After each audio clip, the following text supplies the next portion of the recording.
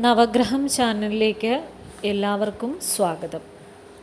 കഴിഞ്ഞ അധ്യായത്തിൽ നമ്മൾ ഗുണങ്ങളെപ്പറ്റി നാരദൻ്റെ ചോദ്യമാണ് എന്ന അധ്യായമാണ് നമ്മൾ വായിച്ചത്. ബ്രഹ്മദേവനോട്, പിതാവിനോട് നാരദ മഹർഷി ഗുണങ്ങളെപ്പറ്റി കുറേ ചോദ്യങ്ങൾ ചോദിക്കുന്നുണ്ട്. അതിന് ബ്രഹ്മദേവൻ ആ ചോദ്യത്തിനുള്ള ഉത്തരവും നാരദന് നൽകുന്നുണ്ട്. ഇനി അടുത്ത അധ്യായത്തിൽ നമ്മൾ പുതിയൊരു കഥയാണ് പറയുന്നത്, സത്യവ്രതൻ്റെ കഥ. അഥ ദശമോധ്യായ. സത്യവ്രതൻ്റെ കഥ. ജനമേജയ ഉവാച.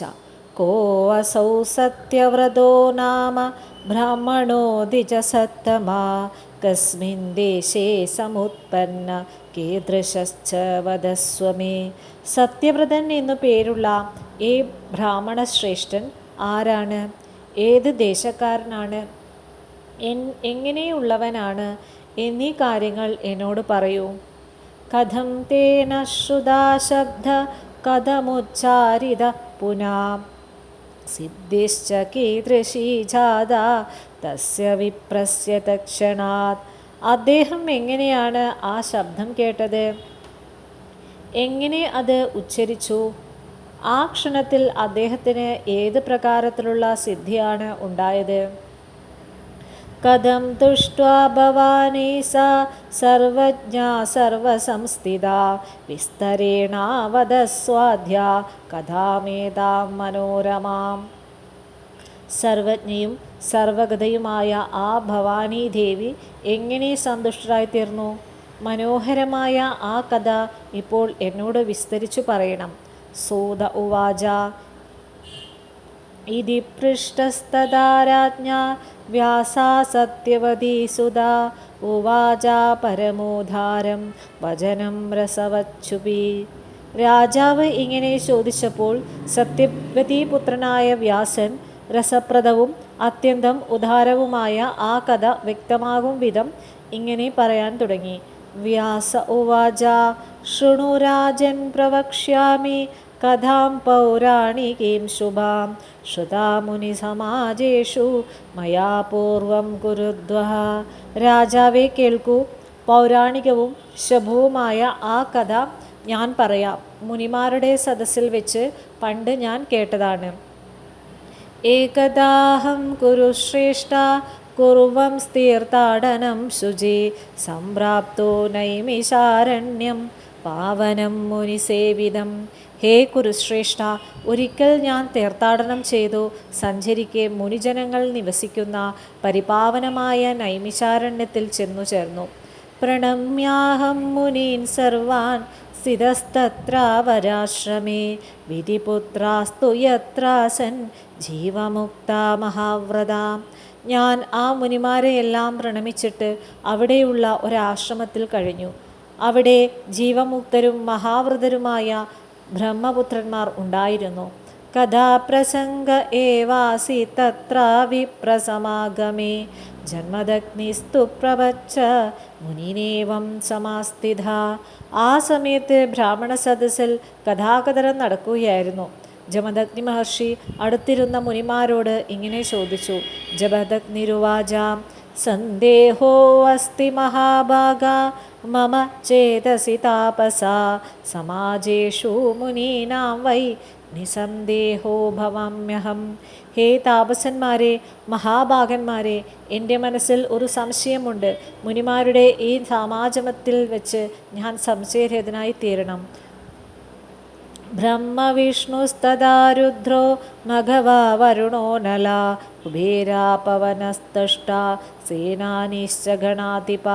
ബ്രഹ്മാവ്, വിഷ്ണു, രുദ്രൻ, ഇന്ദ്രൻ, വരുണൻ, അഗ്നി, കുബേരൻ, വായു, തഷ്ടാവ്, സ്കന്ദൻ, ഗണാധിപൻ,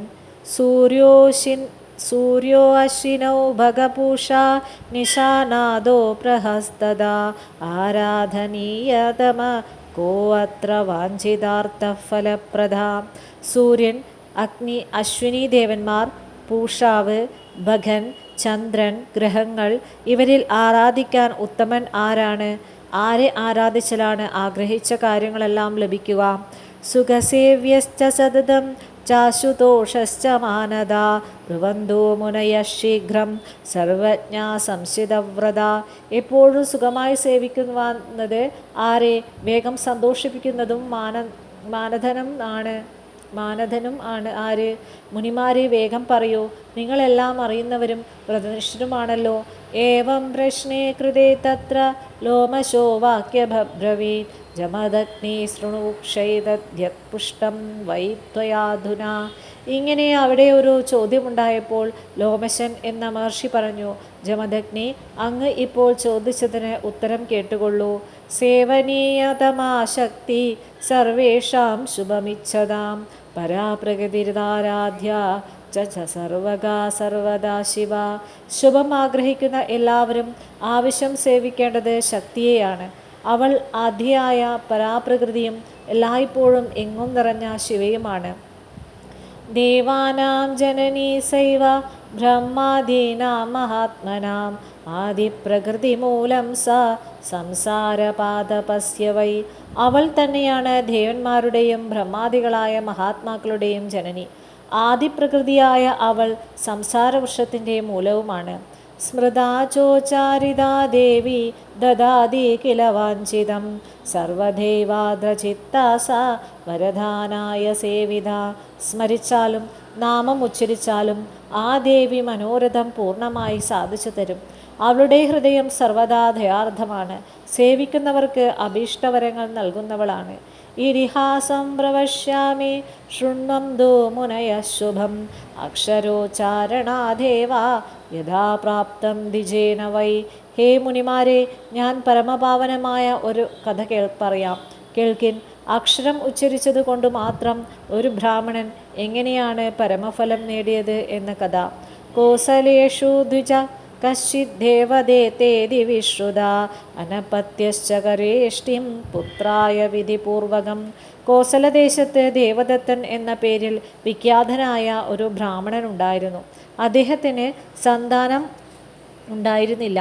പുത്രനുണ്ടാവാൻ വേണ്ടി വിധിയനുസരിച്ച് അദ്ദേഹം ഒരു യാഗം നടത്തി.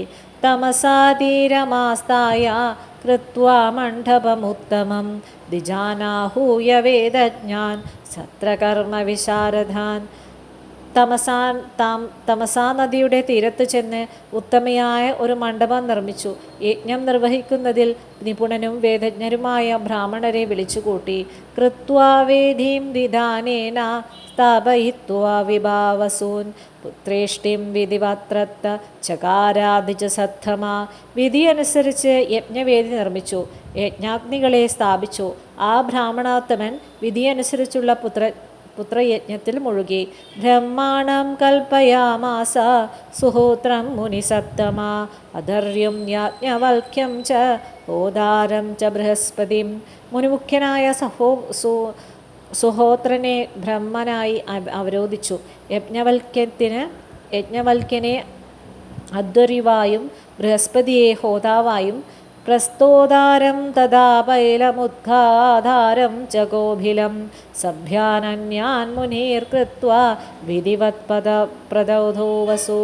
പൈലനെ പ്രസ്തോത ആവായും ഗോപിലനെ ഉദ്ഘാതാവായും അതുപോലെ അവിടെ എത്തിച്ചേർന്ന മറ്റു മുനിമാരെ സദസ്യരായും കൽപ്പിച്ചിട്ട് അവർക്ക് വിധിയനുസരിച്ച് ദക്ഷിണ നൽകി. ഉദ്ഘാതാസാമകശ്രേഷ്ഠ സപ്തസ്വര സമന്വിതം രഥന്ധരഗമഗായത്തു സ്വരിതേനാ സമന്വിതം. സാമവേദത്തിൻ്റെ ഉദ്ഘാതാവായി കൽപ്പിക്കപ്പെട്ട ഗോപില മുനി സപ്തസ്വരങ്ങളിലൂടെ രഥന്ധരമന്ത്രം ഉച്ചരിച്ചു കൊണ്ടിരുന്നു. സ്വരിതസ്വരത്തിലും അത് ഗാനം ചെയ്തിരുന്നു. തദാസ്യാസ്വരഭംഗോഭൂത് കൃതേ ശ്വാസേ മുഹുർമുഹു ദേവദത്തശുകോപാശു ഗോപിലം പ്രത്യുവാചഃ. വീണ്ടും വീണ്ടും ശ്വാസമെടുക്കേണ്ടി വന്നതുകൊണ്ട് മന്ത്രോച്ചാരണം ചെയ്ത സമയത്ത് അദ്ദേഹത്തിന് സ്വരപ്പിഴ വന്നു. ദേവദത്തൻ ഉടൻ ക്രുദ്ധനായി തീർന്ന് ഗോപിലനോട് പറഞ്ഞു, മൂർഘോ അസി മുനി മുഖ്യാധ്യ സ്വരഭംഗസ്ത്വയാ കൃത കാമ്യകർമ്മണി സംജാതേ പുത്രാർത്ഥം യജതശ്ച മേ. ഹേ മുനിവര, അങ്ങ് മൂർഖനാണ്. ഞാൻ പുത്രപ്രാപ്തിക്ക് വേണ്ടി യജ്ഞം ചെയ്തുകൊണ്ടിരിക്കുന്നു. അങ്ങ് എൻ്റെ ഈ സകാമയജ്ഞത്തിൽ സ്വരഹീനമായി മന്ത്രം ഉച്ചരിച്ചു. ഗോപിലസ്തു തദോവാച ദേവദത്തം സുകോപിത മൂർഖസ്തേ ഭവിതാ പുത്ര ഷഡശബ്ദവിവർജിത. ഇത് കേട്ടിട്ട് ഗോപിലനും അടക്കാനാവാത്ത കോപം ഉണ്ടായിട്ട് ദേവദത്തനോട് പറഞ്ഞു, അങ്ങേക്ക് ഷഡനും മൂർഖനും മൂകനുമായ ഒരു പുത്രൻ ഉണ്ടാകട്ടെ. സർവപ്രാണിശരീരേ തു ശ്വാസോച്ഛ്വാസേ സുദുർഗ്രഹ നമേ അത്ര ദൂഷണം കിഞ്ചിത് സ്വരഭംഗേ മഹാമതേ. മഹാമതേ, സർവപ്രാണികളുടെയും ശരീരത്തിൽ ശ്വാസം വന്നുകൊണ്ടും പോയിക്കൊണ്ടും ഇരിക്കുന്നു. ഇതിൻ്റെ മേൽ ആർക്കും ഒരു അധികാരവുമില്ല. അതുകൊണ്ട് സ്വരഭംഗമുണ്ടായതിൽ ഞാൻ അപരാധിയല്ല. തച്ഛ്രുത്വാ വചനം തസ്യ ഗോപിലസ്യ മഹാത്മന ശാപാത് ഭീതോ ദേവദത്തസ്തമുവാചാധിദുഃഖിത. മഹാത്മാവായ ഗോപിലൻ്റെ മുൻചൊന്ന വാക്ക് കേട്ടിട്ട് അദ്ദേഹത്തിൻ്റെ ശാപത്തെ ഭയപ്പെട്ട് ദുഃഖിതനായി ദേവദത്തൻ പറഞ്ഞു, കഥം കൃദ്വാസി വിപ്രേന്ദ്ര വൃഥാമയി നിരാഗസി ക്രോധനാഹി മുനയോ ഭംതി സുഗദാസദാ. ഹേ ബ്രാഹ്മണോത്തമ, അങ്ങ് നിർദോഷിയായ എന്നോട് എന്തിനിങ്ങനെ ഒരു കാരണവുമില്ലാതെ കോപിക്കുന്നു? മുനിമാർ ഒരിക്കലും തന്നെ കോപിക്കുന്നവരല്ല. എന്നു മാത്രമല്ല സദാ സുഖം പ്രദാനം ചെയ്യുന്നവരുമാണ്.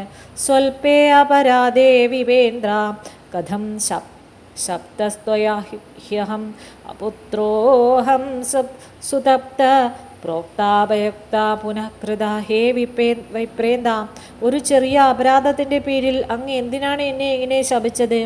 മുമ്പേ തന്നെ പുത്രനില്ലാത്തതിൻ്റെ പേരിൽ ദുഃഖിതനാണ്. ഇപ്പോൾ വീണ്ടും എനിക്ക് ദുഃഖം ഉണ്ടാക്കിയിരിക്കുന്നു. മൂർഖപുത്രാദപുത്രസ്ത്വം വരം വേദവിദോ വിദോ തഥാപി ബ്രാഹ്മണോ മൂർഖ സർവേഷാം നിധ്യ ഏവ ഹി. വേദജ്ഞന്മാർ പറയുന്നത് മൂർഖനായ പുത്രൻ ഉണ്ടാകുന്നതിൽ ഭേദം പുത്രനില്ലാതിരിക്കുകയാണ് എന്നാണ്. എന്നു മാത്രമല്ല, മൂർഖനായ ബ്രാഹ്മണൻ ഏവർക്കും നിന്ദ്യൻ തന്നെയുമാണ്. പശുപശൂദ്രവച്ചൈവ ന യോഗ്യ സർവകർമ്മസു കിം കരോമീഹ മൂർഖേന പുത്രേണ ദ്വിജസത്തമ. മൃഗത്തെ പോലും ശൂദ്രനെ പോലും അവൻ സർവകർമ്മങ്ങളിലും അയോഗ്യനുമാണ്. ഹേ ദ്വിജശ്രേഷ്ഠ, മൂർഖനായ പുത്രനെ കൊണ്ട് ഞാൻ എന്തു ചെയ്യും? യഥാ ശൂദ്രസ്തദാ മൂർഖോ ബ്രാഹ്മണോ നാത്ര സംശയ ന പൂജാർഹോ ന ദാനാർഹോ നിന്ദ്യശ്ച സർവകർമ്മസു. ശൂദ്രനെ പോലെയാണ് മൂർഖനായ ബ്രാഹ്മണനും എന്നതിൽ സംശയമില്ല. അവൻ പൂജാർഹനോ ദാനാർഹനോ അല്ല. സർവകർമ്മങ്ങളിലും അവൻ നിന്ദിനുമാണ്.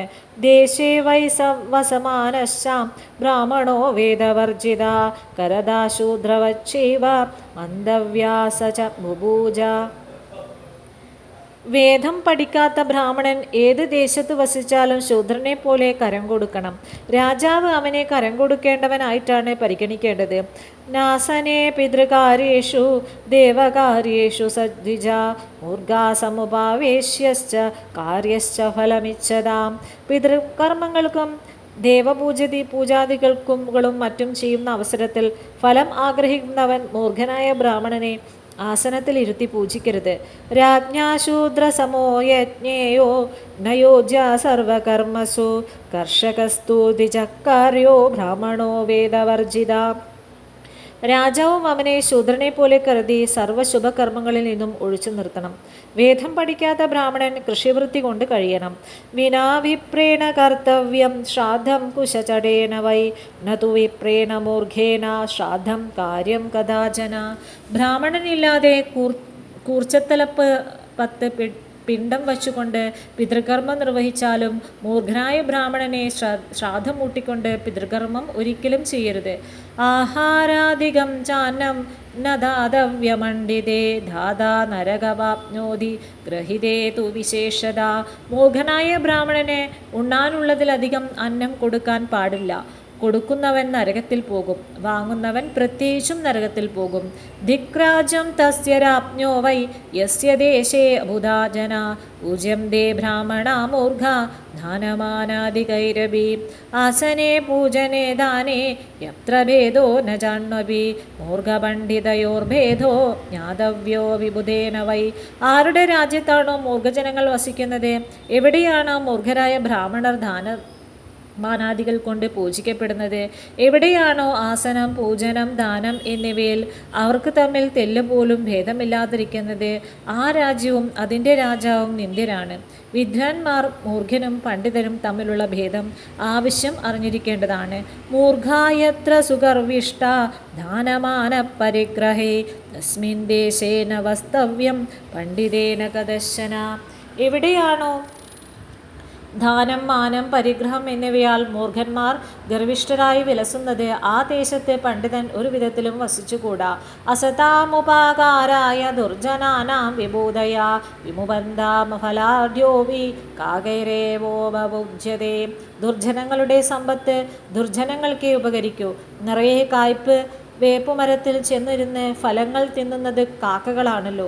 മറ്റൊരു പ്രാണിക്കും അത് പ്രയോജനപ്പെടുന്നില്ല. ഭുക്വാനം വേദവിദ്യുപ്രോ വേദാഭ്യാസം കരോതി വൈ ക്രീഡം ദേ പൂർവജാസ്തസ്യ സ്വർഗേ പ്രമുദിതാ കില. വേദജ്ഞന്മാരായ ബ്രാഹ്മണർ ആരുടെ അന്നം ഭക്ഷിച്ചതിന് ശേഷമാണോ വേദാധ്യയനം ചെയ്യുന്നത്, അവൻ്റെ പൂർവികർ സ്വർഗത്തിൽ അത്യധികം സന്തോഷിച്ചു വിഹരിക്കുന്നു. ഗോപിലാദ കിമുക്തം വൈ ത്വയാ വേദം വിദുത്തമ സംസാരേ മൂർഖപുത്രത്വം മരണാദതിഗർഹിതം. ഹേ ഗോപില, അങ്ങ് വേദജന്മാരിൽ ഉത്തമനാണല്ലോ. അങ്ങ് എന്താണ് പറഞ്ഞത്? എനിക്ക് മൂർഖനായ പുത്രൻ ഉണ്ടാകുമെന്നല്ലേ? ഈ സംസാരത്തിൽ മൂർഖനായ പുത്രൻ ഉണ്ടാകുക എന്നത് മരണത്തേക്കാൾ കഷ്ടമാണ്. കൃപാം കുരു മഹാഭാഗാശാപസ്യാനുഗ്രഹം പതി ദീനോദ്ധാരണ ശക്തോ അസി പതാപി തവ പാദയോ. മഹാഭാഗ, അങ്ങ് എനിക്ക് ശാപത്തിൽ നിന്നും മുക്തനാവാൻ വേണ്ടി കൃപ കാണിച്ചാലും അങ്ങ് ദീനന്മാരെ ഉദ്ധരിക്കുന്നതിന് കഴിവുള്ളവനാണല്ലോ. ഞാൻ അങ്ങയുടെ കാൽക്കൽ വീഴുകയാണ്. ലോമശ ഉവാച ഇത്യുക്ത്വാ ദേവദത്തസ്തു പതിതസ്തസ്യ പാദയോ സ്തുവന്തീനഹൃദത്യർത്ഥം കൃപണ സാശ്രുലോചന. ഇപ്രകാരം പറഞ്ഞിട്ട് ആ ദേവദത്തൻ ഗോപിലൻ്റെ പാദത്തിൽ വീണു. അത്യന്ത ദുഃഖിതനായി കണ്ണുനീരോടെ അദ്ദേഹത്തോട് പ്രാർത്ഥിച്ചു.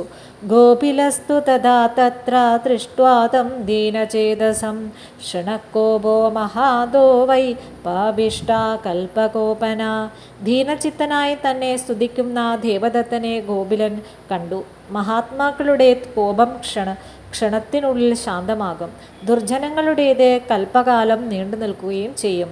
ജലം സ്വഭാവത ശീതം പാവകാതപയോഗത ഉഷ്ണം ഭവതി തശ്ശീഘ്രം ദഗ്ധിനാ ശിശിരം ഭവേത്. ജലം സ്വാഭാവികമായ ശീതമാണ്. അഗ്നിയുമായി സമ്പർക്കമുണ്ടാകുമ്പോൾ അത് വേഗം ചൂടാവുന്നു. ചൂടുവിട്ടാൽ പിന്നെയും തണുത്തതായി തീരും. ദയാവാൻ ഗോപിലസ്ത്വാഹ ദേവദത്തം സുദുഃഖിതം മൂർഖോ ഭൂത്വാ സുതസ്തേ വൈ ദ്വേനാപി ഭവിഷ്യതി. ഗോപിലൻ്റെ ഹൃദയം ദയാപൂർണമായി. അദ്ദേഹം ദുഃഖിതനായ ദേവദത്തനോട് പറഞ്ഞു, അങ്ങയുടെ പുത്രൻ മൂർഖനായി ഭവിച്ചാൽ തന്നെയും പിന്നീട് വിദ്വാനായി തീർന്നുകൊള്ളും. ഇതി ദത്തവരാസോധമുദിതോ അദ്ഭുതിദർശഭാം ഷ്ടിം സമാപ്യ വിപ്രാൻ വൈ വിസസർജായഥാവിധി. ഇങ്ങനെ വരം ലഭിച്ച ദേവദത്തൻ എന്ന ബ്രാഹ്മണോത്തമൻ അത്യധികം സന്തുഷ്ടനായി തീർന്നു. യജ്ഞം പൂർത്തിയാക്കി ബ്രാഹ്മണരെയെല്ലാം വിധിയാവണ്ണം യാത്രയാക്കി. കാലേന കിയതാ തസ്യാ ഭാര്യ രൂപവതി സതി ഗർഭം ദധാര കാലേ സാ രോഹിണി സമാ. കുറച്ചുകാലം കഴിഞ്ഞപ്പോൾ ദേവദത്തൻ്റെ സുന്ദരിയും പതിവ്രതയുമായ ഭാര്യ ചന്ദ്രപത്നിയായ രോഹിണിക്ക് തുല്യായ രോഹിണി യഥാകാലം ഗർഭിണിയായി. ഗർഭാധാനാധികം കർമ്മ ചകാര വിധിവദ്വിജ പുംസവന വിധാനം ച ശൃംഗാരകരണം തഥാ. ദേവദത്തൻ അവൾക്ക് ഗർഭധാനം, പുംസവനം, ശൃംഗാരകരണം സീമന്തം തുടങ്ങിയ സംസ്കാരകർമ്മങ്ങൾ യഥാവിധി ചെയ്തു. സീമന്തോ നയനം ചൈവ കൃതം വേദവിധാനത തദൗധാനാനി മുദിതോ മത്വേഷ്ടിം സഫലാം തഥാ. വേദവിധി അനുസരിച്ചുള്ള സീമന്ത സംസ്കാരവും വാതിൽ പുറപ്പാട് ചെയ്തു. താൻ ചെയ്ത യജ്ഞം സഫലമായി എന്ന് കരുതി സന്തോഷിച്ച് അനേകം ദാനങ്ങൾ ചെയ്തു. ശുഭേ അഗ്നി സുഷവേ പുത്രം രോഹിണീയുതേ ധിനേ ലഗ്നേ ശുഭേ ത്യർത്ഥം ജാതകർമ്മ ചകാരസ. ഒരു ശുഭദിനത്തിൽ രോഹിണി പുത്രനെ പ്രസവിച്ചു. നക്ഷത്രം രോഹിണിയായിരുന്നു. അത്യധികം ശുഭമായിരുന്ന ജനന സമയം. അദ്ദേഹം ആ ശിശുവിന് ജാതകർമ്മം എന്ന സംസ്കാരം നിർവഹിച്ചു. പുത്രദർശനകം കൃത്വാ നാമകർമ്മ ചകാരച ഉദഭ്യ ഇതി പുത്രസ്യ കൃതം നാമ പുരാവിധ.